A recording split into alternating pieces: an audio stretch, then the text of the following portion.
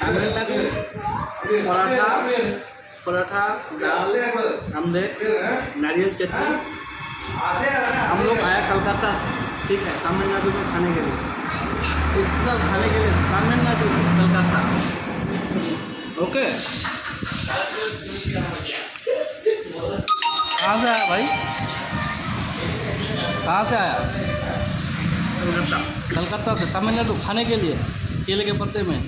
कैसा टेस्टिंग है? ये क्या है? आमलेट परोठा ज़बरदस्त। ये आमलेट है, ये नारियल चटनी दाल। हाँ